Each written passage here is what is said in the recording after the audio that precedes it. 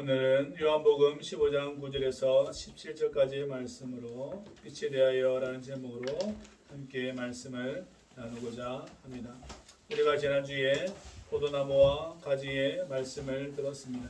그래서 하나님과 인간은 어떻게 결합되어지는가, 합의를 이루는가, 연합이 되어지는가, 하나님은 또한 인간을 어떻게 생각하시고 또한 받아들이시는가, 우리는 또한 그분을 어떻게 맞이하는가, 포도나무와 가지의 비유로 들었습니다. 그래서 모든 사람은 자기가 가지고 있는 줄기가 있지만, 그러나 저와 여러분들은 예수님이라는 그 포도나무에 우리가 접붙임을 당했다라는 것으로 우리는 우리 자신을 이해하게 되고, 또한 우리는 그러한 사람으로서 이제는 다른 나무에 접붙임을 하지 않고 다른 사람들의 생각과 의식과 그들의 삶의 방식을 따르지 않고 우리는 예수 그리스도의 삶의 방식과 그분의 삶을 따르는 것을 우리는 이미 우리는 규정을 지었습니다.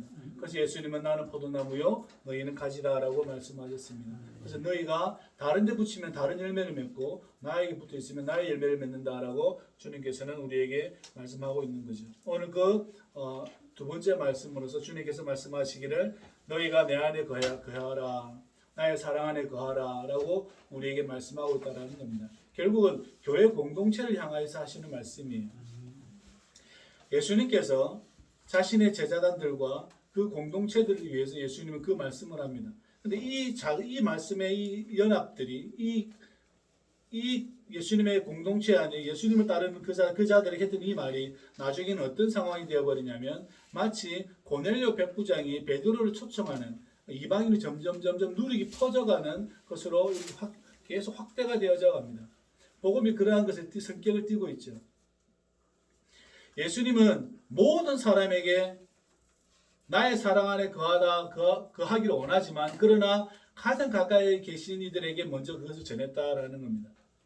그래서 오늘 저와 여러분들도 이 자리에 있는 것은 우리가 하나님께서 우리에게 독생자를 주셨다. 그래서 우리는 그분을 믿고 영생을 얻게 되었다라는 이방인으로서 이제는 그 하나님의 자녀가 됨으로써 우리는 이 공동체에 모이게 되는 거죠. 그래서 교회는 너무나 사랑을 해야 하는 곳입니다. 사랑이 넘쳐야 하는 곳입니다. 이것이 어떤 사랑을 가질 것인가라는 문제죠. 저와 여러분들이 사랑을 하되 어떤 사랑을 할 것인가? 인간적인 자기 자신의 사랑을 할 것인가? 아니면 누구에게 배운 것으로 사랑을 할 것인가? 아니면 그리스도의 사랑을 할 것인가? 라고 우리에게 지금 주님께서 요구하시는데 그것은 그리스도의 사랑을 하라는 거예요. 교회는 그러한 공동체라는 거예요. 그래서 교회는 모임도 아니고요. 레크리션 집단도 아니고 그리고 교회는 그 무엇도 아니에요. 예수님의 사랑을 가진 자들이 그 사랑을 나누는 곳입니다. 그래서 고린도 교회는 분열 때문에 얼마나 사도 바울에게 그렇게 강한 편지를 받습니까? 엄청난 편지를 받거든요. 혼을 내는 거예요. 사도 바울께서. 교회가 왜 그렇게 나뉘었냐라고 말합니다. 왜 분열이 되었냐라고 말을 하는 거예요. 이 사랑이 점점 커져가다 보니까 이제 타 문화권으로 계속 가다 보니까 계속 어떻게 되어져요? 자꾸 삐걱삐걱거리는 거예요. 삐걱삐걱거리는 거예요. 그런데 오늘 주님께서는 우리에게 말씀하고 있습니다. 나의 사랑 안에 거하고 너희들이 이것을 구해라 라고 우리에게 말씀을 하고 있다는 겁니다. 그러면 내가 원하는 대로 주겠다라고 이야기하세요. 이 말은 너희가 나의 사랑을 그리스도의 사랑을 구한다라면 그 사랑은 내가 언제든지 줄 수 있다라는 겁니다. 단지 물질적인 것이 아니라는 것이죠. 또 다른 그 그리스도의 사랑, 친구를 위하여 목숨을 버리는 그런 사랑, 그 사랑을 너희들이 구한다라면 언제든지 우리 주님은 줄 수 있다라고 우리에게 말씀을 하고 있다라는 거죠. 그래서 저와 여러분들은 성령 안에서 예수를 그리스도로 고백하고 이렇게 모인 자들로서 우리가 계속해서 함께 신앙생활을 하고 있다라는 겁니다. 모든 사람에게 물어보면 사랑은 모든 행위의 근본이라고 이야기합니다. 그것을 예수를 믿든 믿지 않든 상관없이 많은 사람들에게 당신의 행동의 기준은 무엇입니까? 라고 말하면 모든 사람들이 말하기를 사랑이다라고 이야기합니다. 왜냐하면 부모로부터 물려받았고 또한 자녀에게 그것을 물려주기 때문에 그렇습니다. 그래서 모든 사람들은 사랑의 행위를 근본으로 가지고 있습니다. 그죠? 근본으로 가지고 있어요. 그런데 그 사랑을 그리스도 사랑 안으로 포함시키지 못하기 때문에 계속해서 우리 삶의 주변의 문제가 계속해서 생기게 되는 것이죠. 사랑이 근본이라는 건 다 알고 있어요. 그 사랑이 내 삶의 기준이 된다는 것도 다 알고 있어요. 그러나 그것은 어둠이 있는 사랑이라는 거예요. 어두움을 가지고 있는, 속성상 어두움을 가지고 있는 사랑이라는 거예요. 그러나 우리 주님께 오면 그 어둠은 빛이 되어져서 정말 차고도 넘치고 죽어도 기쁜 그 사랑을 가질 수 있다는 겁니다. 오늘 주님께서는 그 사랑으로 너희들이 서로 사랑하고 살아라, 이렇게 우리에게 말씀해 주고 있다는 거예요. 그래서 너희들 그 행실을 보고 많은 사람들이 하나님께 영광을 돌릴 것이다 라고 우리에게 말씀하고 있는 것이죠. 우리끼리 잘 먹고 잘 살아라는 뜻도 아니에요. 너희가 가지고 있는 어둠의 사랑을 가지지 말고 누구의 사랑을요? 예수 그리스도의 밝은 사랑을, 다함이 없는 그 사랑을, 더 이상 밟을 수 없는 그 빛을 가지고 사랑을 너희들끼리 서로 나누어라는 거예요. 우리 교회 공동체에 하는 말씀이에요. 저와 여러분들이 이 말씀이 꼭 저와 여러분 안에 가득하기를 주의 이름으로 부탁을 드립니다. 그래서 에베소서는 말씀하기를 그리스도 찬양문에서 우리에게 큰 은혜로 우리 그 기쁨을 주셨습니다 라고 말을 하는 거예요. 그 기쁘신 뜻대로 우리를 자기 아들 되게 하셨다라는 거예요. 그분의 그 기쁘신 뜻대로 내가 너희를 자녀 삼기를 기뻐해서 한 거지 내가 막 안타까워서 자녀 삼은 거 아니라는 거예요. 하나님께서 저와 여러분 자녀 삼을 때 내가 기뻐서 자녀 삼은 거예요. 하나님 안타까워지고 내가 저놈 어찌 살릴까 이래서 한 게 아니고 그 뜻이 아니라 너무 하나님 너무 기뻐서 저와 여러분들을 그 기쁘신 뜻대로 우리를 어떻게 자녀 삼으셨다라는 겁니다. 그 기쁨이 우리 안에 충만하기를 주의 이름으로 부탁을 드립니다. 그러니까 우리는 그분을 노래할 수 있게 되는 것이죠. 그래서 요한복음은 예수님을 명하기를 어떻게 이야기하냐면 참빛이라 그래요.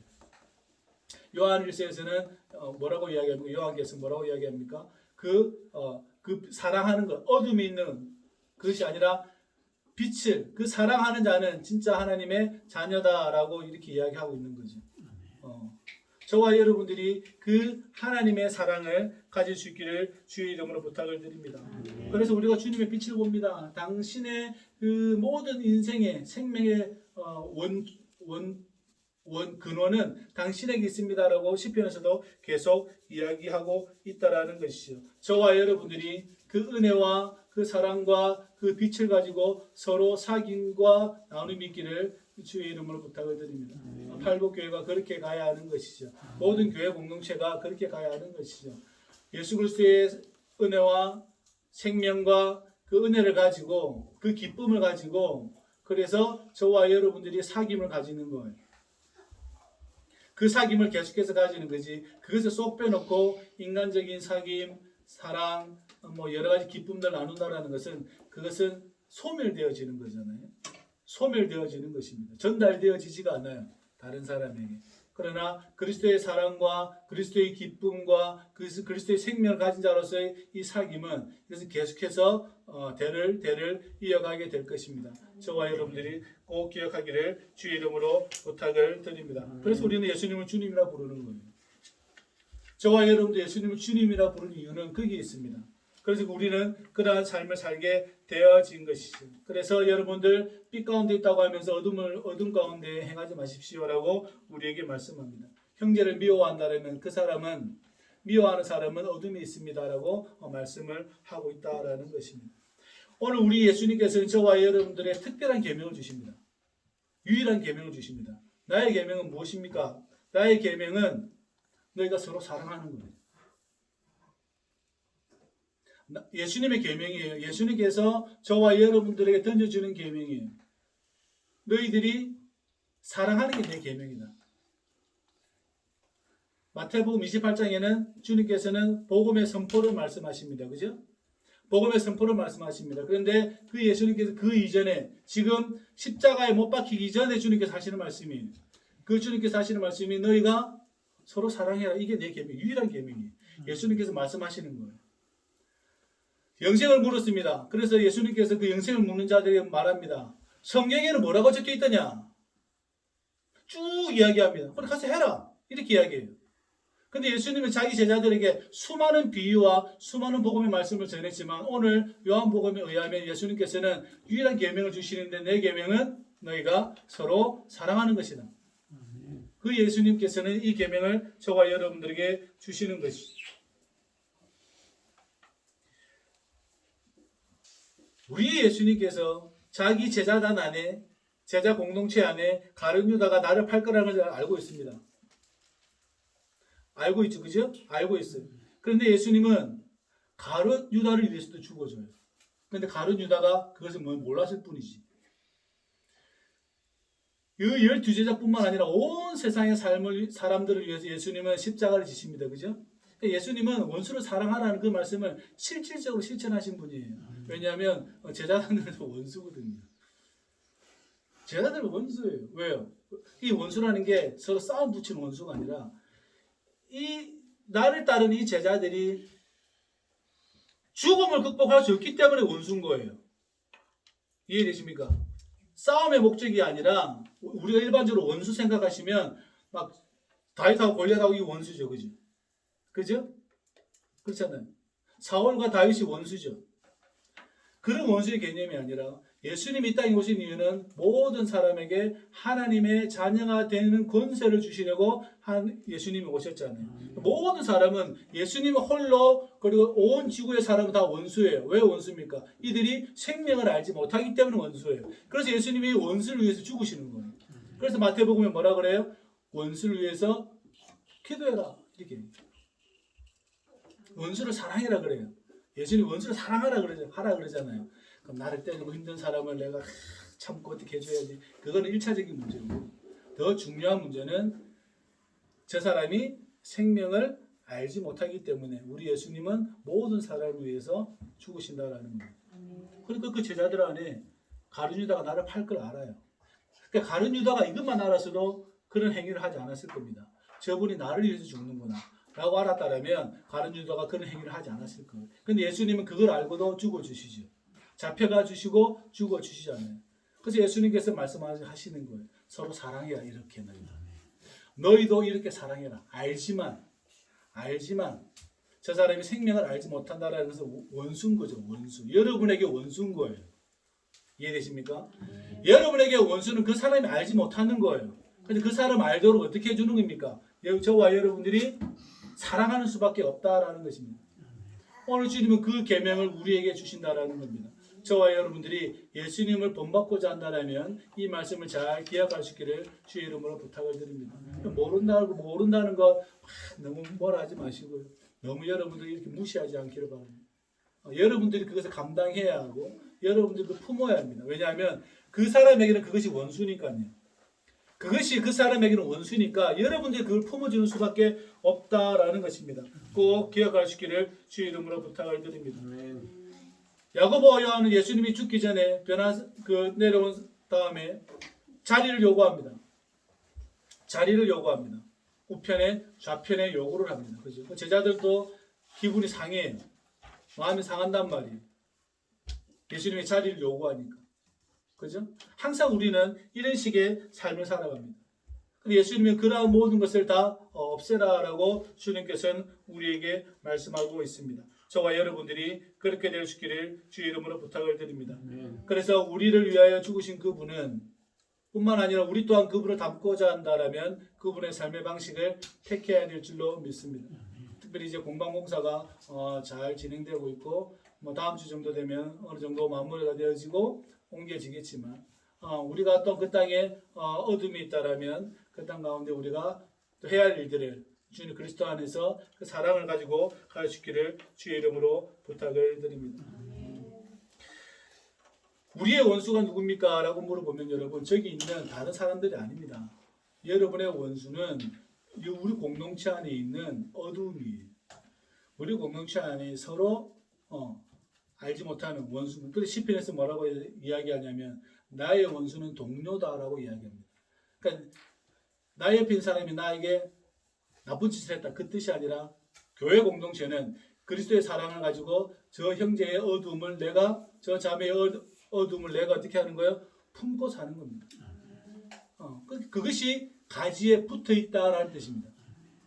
그 포도나무에 붙어 있다라는 겁니다. 그러니까 너희들이 열매를 맺을 것이다 라고 이야기하는 거예요. 네 가지에 붙어 있으면 너희가 열매를 맺게 될 것이다. 그런 것처럼 너희들도 이렇게 삶을 살아가라 라고 우리에게 말씀을 하고 있습니다. 그러니까 우리끼리의 원수인 거예요. 저의 원수들은 여러분들, 여러분의 원수들은 저희 모두들. 다른 말로 하면 나의 사랑의 대상은 여러분들이고 여러분의 사랑의 대상은 우리 모두인 거예요. 그것이 저와 여러분들에게 딱 들어와야 돼요. 각인되어져야 합니다. 교회 공동체는 그렇게 돼야 돼요. 그게 크든 작든 어떤 상황이든 상관없이 교회 공동체는 그렇게 되어야 합니다. 그럴 때에 많은 사람들이 저들의 행실을 보고 어떻게 하겠어요? 하나님 아버지께 영광을 돌린다라는 것입니다. 그런데 여기서 뭐하고 이렇게 되면 어떻게 되겠어요? 예전에 예수님에서 그 형제님 한 분이 당돌한 형제님이셨어요.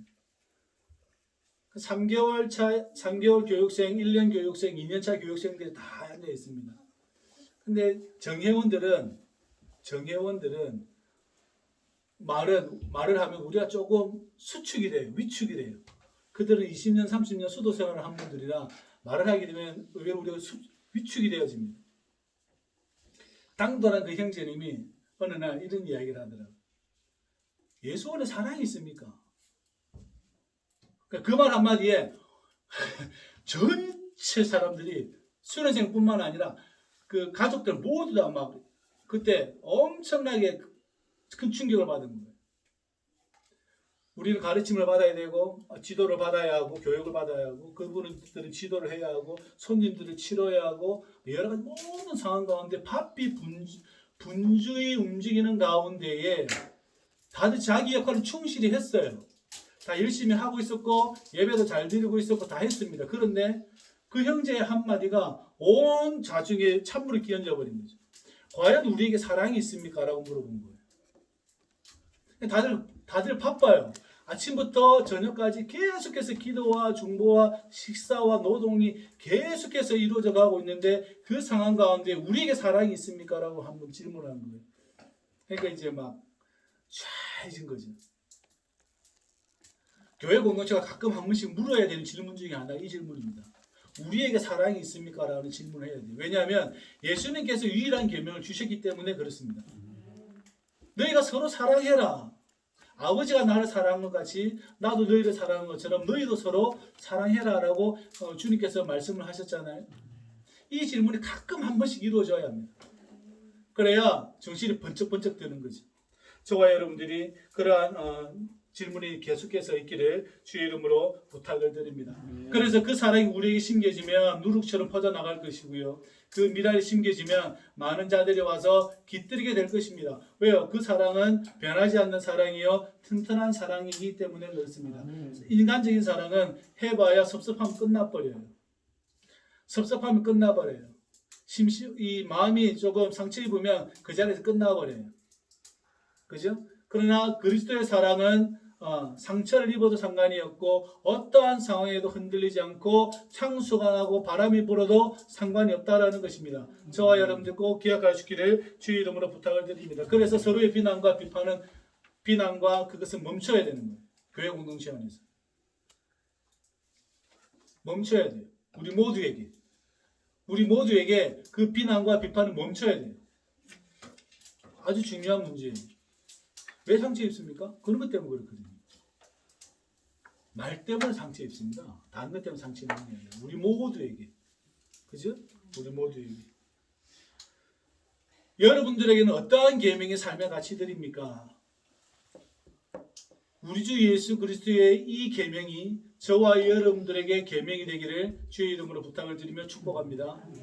서로 사랑하라는 이 예수님의 이 말씀이 그리스도 안에서 하나님의 자녀됨을 고백하고 또한 그것을 삶의 목표로 삼고 살아가는 우리 모두에게 서로 사랑하라는 예수님의 이 계명이 우리의 것이 되기를 주의 이름으로 부탁을 드립니다. 그래서 여러분들을 종이라 부르지 않고 친구로 불러주겠다는 거예요.